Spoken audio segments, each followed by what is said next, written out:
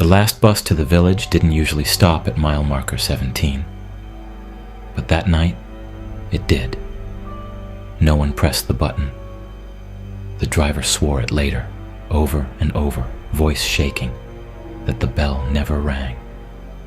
Still, the brakes hissed, the doors creaked open, and cold air spilled inside like something alive.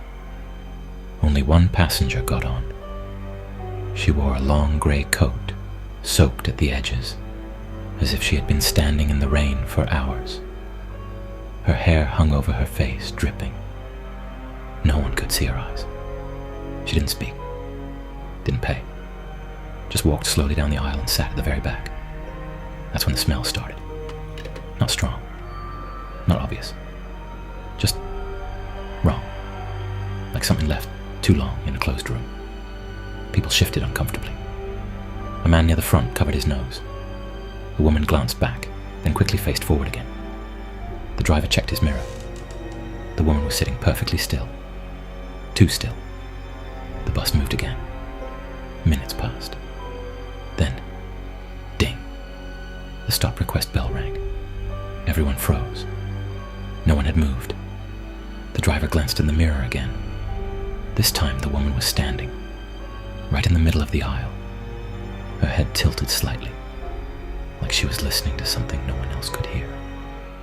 "Next stop," the driver muttered, trying to steady his voice. But the route had no stops between here and the village. Still, he slowed down. The doors opened. She didn't move. The driver turned halfway in his seat. "Miss, this is your stop." Silence. Then slowly, painfully slow, her head turned toward him. And for the first time, he saw her face. Her eyes were wide open. Too wide. Unblinking. Her mouth stretched into a smile that didn't belong to any human thing. And her lips moved, not to speak, but to whisper something only the driver could hear. His face drained of color. "Everyone off," he suddenly shouted. "Now!" Panic erupted. People rushed toward the doors, pushing, stumbling, tripping over each other to get out. No one argued. They ran, all except one man near the back. He hesitated.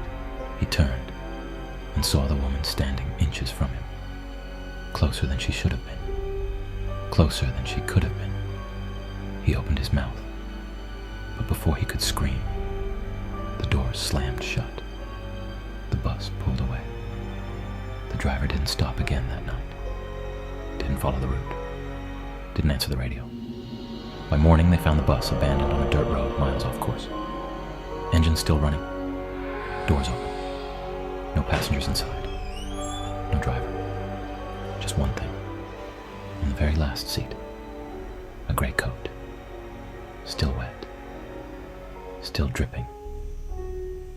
And beneath it, a stop request button pressed in.